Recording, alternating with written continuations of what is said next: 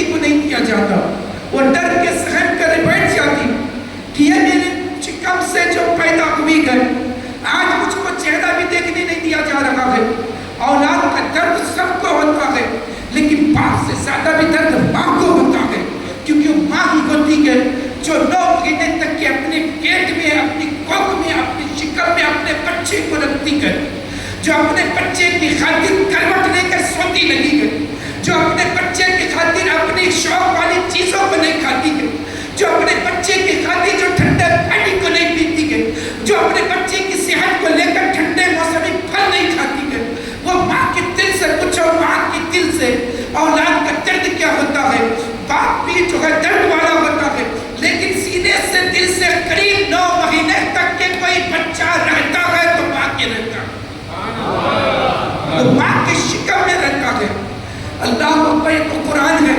ایک حدیث کہہ کے اپنی بات کو میں ختم کر دوں۔ پیارے آقا صلی اللہ علیہ وسلم کی بارگاہ میں ایک صحابی آئے اور اس حال میں آئے، روتے بلکتے ہوئے آئے، بال بکھرے ہوئے تھے، چہرے کا رنگ اڑا ہوا ہے۔ حضور کی بارگاہ میں آ کے گھٹنوں کے بل بیٹھ گئے اور اس طریقے سے داڑے مار مار کر رو لگے گئے جیسے کسی کا گھر لٹ گیا ہے، جس کی ساری اولاد مر چکی ہے، جس کے سارے کاروبار کا نقصان ہو چکا ہے، جس کا گھر جل کر تباہ ہو چکا ہے، جس کی ساری خوشیاں ختم ہو چکی ہے، جس سے زندگی لٹ چکی ہے۔ اس انداز سے روتا بلکتا ہوا حضور کی بارگاہ میں حاضر ہوا، عرض کرنے لگا، یا رسول اللہ، میں بڑا گناہگار ہوں، بڑا میں نے جرم کمایا ہے، اللہ میری طرف تو دیکھے گا بھی نہیں، حشر کے دن میری رسوائی ہوگی، مجھے میری طرف رحمت بھری نگاہوں سے دیکھا نہیں جائے گا۔ حضور نے کہا کہ میرے صحابی کیا بات ہے، کیوں اتنا روتا ہے، کہ تیرے گھر اجڑ گیا ہے، کہ تیرا گھر ویران ہو گیا ہے؟ کہا کہ یا رسول اللہ، گھر اجڑ جاتا تو اتنا دکھ نہ تھا، میں برباد ہو جاتا اتنا دکھ نہ تھا، میری ساری اولادیں مر جاتی تو اتنا دکھ نہ تھا، میرا کاروبار ہمیشہ کے لیے ختم ہو جاتا تو اتنا دکھ نہیں تھا۔ تو کہا کہ رونے کی وجہ کیا ہے، بلکنے کی وجہ کیا ہے؟ کہا کہ یا رسول اللہ، اگر اچھے بتاؤں گا تو آپ نے کہیں مجھ کو دھکے مار کے نکال نہ دے، کہیں آپ نے مجھ کو دھتکار نہ دے، یا رسول اللہ بڑا مجھ سے ظلم ہو چکا ہے۔ حضور نے دست شفقت اپنے صحابی کی سر کے اوپر میں پھیرا، اس کو حوصلہ دیا، اس کو تسکین دی، کہا کہ پتا تو صحیح کیا ہوا ہے۔ اللہ اکبر، وہ حضور کی تسکین، کہ جب حضور کسی کو تسکین دیتے تھے تو میرا ایمان جھوم کر کہتا تھا، جس کی تسکین پر روتے ہوئے ہنس پڑے، اس تبسم کی عادت پہ لاکھوں سلام۔ اللہ اکبر، حضور نے تسکین دی، حوصلہ دیا، کہا کہ پتا تو صحیح کیا ہوا ہے، کیوں روتا ہے؟ کہا کہ یا رسول اللہ، جب میں آپ کے دامن کرم سے نہیں چھوڑا تھا، جب میں آپ کے اوپر ایمان لے کر نہیں آیا تھا، یا رسول اللہ، جب میں نے آپ کو آخری نبی نہیں مانا تھا، اس سے پہلے ہمارے حالات کیا تھے، اس وقت ہماری زندگی کیسی تھی؟ یا رسول اللہ، میرے گھر میں جو کہ میری بیوی حاملہ تھی، میں نے بڑی تمنا کی تھی، میری بڑی آرزو تھی کہ آپ جو آئے تو میرا بچہ وہ لڑکا ہو، لیکن جب ولادت بچے کی نہیں ہوئی اور بچے کی جگہ بچی پیدا ہوئی، لڑکی کی پیدائش ہوئی، مجھ کو خبر دی گئی کہ تیرے گھر میں بیٹی پیدا ہوئی ہے، تو مجھ کو سب سے پہلے جو ہے اپنی بیوی کے اوپر میں غصہ آیا، دل نے چاہا کہ پہلے اس کو ختم کر دو، اس کو قتل کر دو، پھر دل نے کہا کہ رہنے دے، اس کو کیوں قتل کرو، پھر جو ہے میں نے اپنی بچی کی طرف بڑھا تو میرے دل نے کہا کہ چل سب سے پہلے اس بچی کو جو ہے زمین کے اندر گاڑ دیتا ہوں تاکہ میرا غصہ کم ہو جائے، انتقام کی آگ میری جو ہے بجھ جائے۔ لیکن جیسے ہی میں اپنی بچی کی طرف بڑھا تو پھر میرے دل نے کہا کہ نہیں ایسا نہیں کرتے ہیں، اتنی آسان موت اس کو نہیں دوں گا، بلکہ اس کو بڑا کروں گا، اس کو تھوڑا کھلاؤں گا، اس کو میں پلاؤں گا، جب یہ سمجھنے کے لائق ہو جائے گی، جب یہ سمجھنے کے لائق ہو جائے گی، جب اس کی فہم و فراست آ جائے گی، جب یہ عقل مند ہو جائے گی، اس کے بعد میں اس کو پھر سزا دوں گا۔ اللہ اکبر، کیا حال تھا، کیسا حال تھا! ایک باپ اپنے بچے سے انتقام لینے کے لیے سوچ رہا تھا، ایک باپ اپنے بچی کو سزا دینے کے لیے سوچ رہا تھا۔ اللہ اکبر، وہ صحابی کہتے ہیں یا رسول اللہ، میں نے جو ہے 7 سال کی جب میری بچی ہوئی، ان 7 سالوں میں کبھی میں نے اپنے بچی کو سینے سے نہیں لگایا، کبھی اس کے ماتھے کو نہیں چھوا، کبھی میں نے اس کو گود میں نہیں لیا، کبھی میں نے گود میں اٹھا کر مکے کے بازار نہیں دکھائے، وہ آ کر مچلتی رہتی تھی، وہ میرے گرد گھومتی رہتی تھی، وہ پاپا پاپا کہہ کے مجھ کو پکارتی رہتی تھی، لیکن کبھی میں پلٹ کر نہیں دیکھتا تھا، وہ میرے سینے پر سونے کے لیے ترستی رہتی تھی، لیکن میں اپنے پاس میں سونے بھی نہیں دیتا تھا، وہ میرے سامنے سیدھا فرمائش کرتی تھی، پاپا مجھ کو بھی تو بازار لے کر چلو، میری بھی تو کچھ ارمان ہے، کچھ کھلونے مجھ کو بھی تو دلا کے دو۔ یا رسول اللہ، میں نے کبھی پر نہیں کیا ہے۔ جب میری بچی 7 سال کی ہوئی اور 7 سال ہو جانے کے بعد میں پھر میرے دل میں یہ خیال آیا، تھوڑی دیر شنی میں رکھ دیجیے، 5 منٹ کے بعد میں ختم کر دیتا ہوں۔ حضرات گرامی، پھر پیارے آقا صلی اللہ علیہ وسلم سے وہ صحابی کہتے ہیں یا رسول اللہ، جب 7 سال کی ہو گئی میرے دل نے کہا کہ اب یہ سمجھنے والی ہو گئی ہے، عقل شعور اس کو آ چکا ہے۔ پھر میں نے اتار لی، اب اتار لینے کے بعد ہاتھ میں رسی لی، اب اتار رسی لے کر اپنی بیٹی سے کہا کہ چلو۔ 7 سال کے بعد میں نے اپنی بیٹی کو کہا چلو، میری بیٹی دوڑتی ہوئی آئی کہ آج میرے باپ نے مجھ کو کہا چلو، دوڑتی ہوئی آئی، چھوٹا سا دوپٹہ اوڑھا، میری انگلی کو پکڑا، میں اپنی بیٹی کو لے کر چلنے لگا۔ یا رسول اللہ تو بڑی خوش تھی، 7 سال کے بعد باپ کی انگلی پکڑی ہے، 7 سال کے بعد میری بچی میرے ساتھ جا رہی تھی، اس کی خوشی کا کوئی ٹھکانا نہیں تھا۔ کبھی میرے ہاتھ کو بوسہ دیتی، کبھی میرے پاؤں کے اوپر بھی ہاتھ رکھتی کہ آج میرا باپ مجھ کو لے کر جا رہا ہے، وہ خوشی سے جھوم رہی تھی۔ میں آبادی سے نکلا، جنگل کی طرف آیا، بیابان ویران تھا، میں نے اس کو بیٹھنے کا اشارہ کیا، وہ بچی میری بیٹھ گئی۔ میں نے خدا سے زمین کھودنا شروع کیا، تھوڑا وقت گزرا، جب میں زمین کھود رہا تھا، کھودتے وقت زمین کی گرد اور دھول میرے چہرے پر پڑتی تھی اور گرمی کی وجہ سے میرے پیشانی پر پسینہ آتا تھا، تو میری بچی وہاں سے اٹھ کر آتی اور اپنے چھوٹے سے دوپٹے سے میری پیشانی کو پسینے کو صاف کرتی، میرے چہرے کی گرد دھول کو صاف کرتی اور کہتی کہ بابا تھوڑی دیر بیٹھ جائیے، بہت تیز دھوپ ہے، پسینہ آپ کا نکل رہا ہے، چہرے پر گرد جم چکی ہے،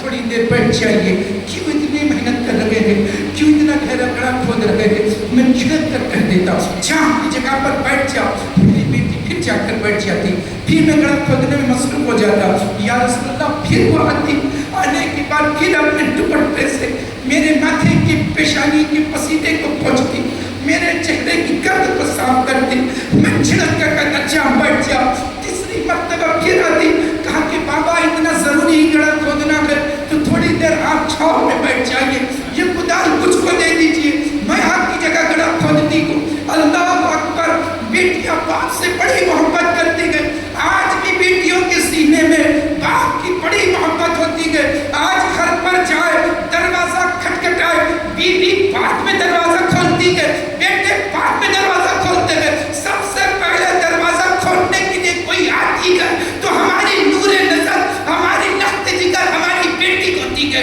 ہمارے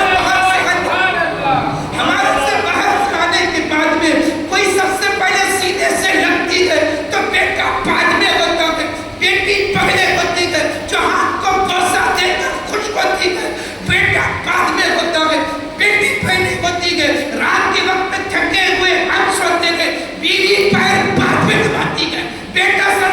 بعد میں لگاتا ہے، پہلے پاؤں دباتی بیٹی نظر آتی ہے، بھائیوں کو چومتی ہوئی بیٹی نظر آتی ہے۔ لوگ کہتے ہیں کہ بیٹیاں باپ سے بڑی محبت کرتی ہے، میں کہتا ہوں بیٹیاں باپ سے محبت کیوں نہ کرے، اس وقت اس باپ نے سب سے پہلے بیٹی سے محبت کی تھی جب باپ اپنے ہاتھ سے اپنی بیٹیوں کو دفن کر دیتے تھے، تو محمد مصطفیٰ کی ذات تھی جس نے فاطمہ کو سینے سے لگا کر سب سے پہلے محبت فرمائی تھی۔ نعرہ تکبیر،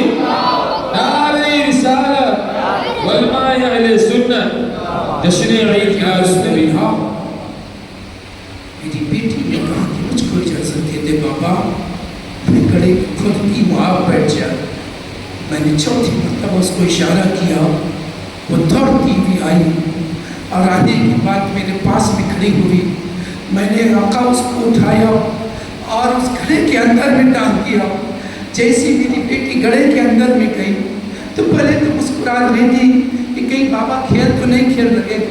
کہ گھڑے کے اندر مجھ کو اتار دیے گئے۔ یا رسول اللہ، میں اپنی بیٹی کے سر کے اوپر مٹی ڈالنا شروع کیا، اس کو لگا کہ میرا باپ میرے ساتھ میں کھیل رکھا ہے، جو سر میں مٹی بھی ڈال رکھا ہے، وہ جو نیچے جمع مٹی ہوتی تھی وہ بھی اپنے سر کے اوپر میں ڈالتی تھی۔ کہا کہ یا رسول اللہ، جب مٹی ڈالتا گیا جب سینے تک کی مٹی پہنچی میری بیٹی گھبرا کر کہنے لگی بابا مجھ کو ڈر لگ رہا ہے، میری سانسیں بند ہو رہی ہے، بابا مجھ کو باہر نکال دو، بابا مجھ کو باہر نکال دو، میرے ہاتھ بھی بن چکے ہیں، بابا مجھ سے آپ کا ارادہ کیا ہے؟ میں سمجھ رہی کہ آپ مجھ سے کھیل رہے تھے۔ میں نے کہا یا رسول اللہ اپنی بیٹی کی کوئی پکار نہیں سنی، میں اپنے ہاتھ سے مٹی ڈالتا رہا، گردن تک کے میری بچی کی مٹی پہنچی، بیٹی کی زبان سے ایک آواز نکلی بابا زمین سے اندر سے نہیں نکالتے تو مت نکالو،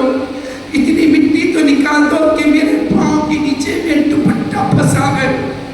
آپ کے چہرے کے اوپر میں پسینہ آ چکا ہے، تاکہ اپنے پسینے کو آپ میرے دوپٹے سے خشک کر دو۔ کہا کہ یا رسول اللہ میں اپنی بچی کی آواز پر بھی ترس نہیں کھایا، اور پھر میں مٹی ڈالنے لگا۔ میری بیٹی نے مجھ سے کہا بابا میرا کیا قصور ہے، 7 سال سے سینے سے نہیں لگایا، 7 سال میں بیٹی کہہ کے نہیں پکارا، 7 سال میں کبھی پیشانی کو نہیں چھوا، آج مجھ کو اتنی دردناک موت دے رہے ہو، میرا قصور تو بتا دو تاکہ میں زمانے کی بیٹیوں کو بتا دوں کہ یہ قصور کر کے دنیا میں نہ آنا۔ بابا ہمارا قصور کیا بتا کہ یا رسول اللہ میں طرس نہیں کھایا، مٹی ڈال کر اپنی بچی کو زندہ زمین میں دفن کر دیا۔ یا رسول اللہ جب سے آپ کے دامن سے میں جڑا ہوں، جب سے میں ایمان لے کر آیا ہوں، جب بھی سوتا ہوں تو رات میں نیند نہیں آتی ہے، بچی کی وہ پکار کانوں میں ٹکراتی ہے۔ یا رسول اللہ اتنا بڑا میں نے جرم کیا، میں نے اپنے ہاتھ سے اپنی بیٹی کو زندہ دفن کر دیا۔ یا رسول اللہ کہ میری بخشش ہو جائے گی، یا رسول اللہ کہ رب مجھ کو معاف کر دے گا۔ حدیث پاک شاہد ہے جب اس صحابی نے یہ کہا اور واقعہ سنایا تو صحابہ بھی رونے لگے، حضور بھی رونے لگے، حضور اتنا روئے اتنا روئے، آپ کی داڑھی مبارک آنسوں سے تر ہو گئی، اور سینے سے صحابی کو لگایا اور کہا کہ او میرے صحابی میرے غلام، تو نے مجھ کو کلمہ سنایا ہے، تو میرے اوپر ایمان لے کر آیا ہے، تو فکر نہ کر، بروز حشر جب میدان حشر ہوگا میں تیری بیٹی کو گود میں لے کر خدا کی بارگاہ میں حاضر ہوگا،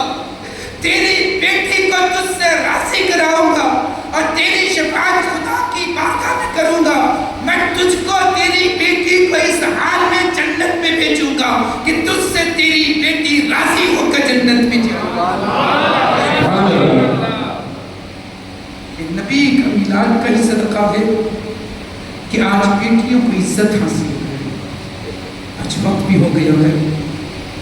اللہ تبارک و تعالیٰ میرے کہنے میں جو غلطی ہوئی اپنی حبیب کے صدقے میں معاف فرمائے۔ استغفر اللہ ربی من کل ذنب واتوب الیہ، لا الہ الا اللہ محمد رسول اللہ۔ کھڑے ہو جائیے صاحب۔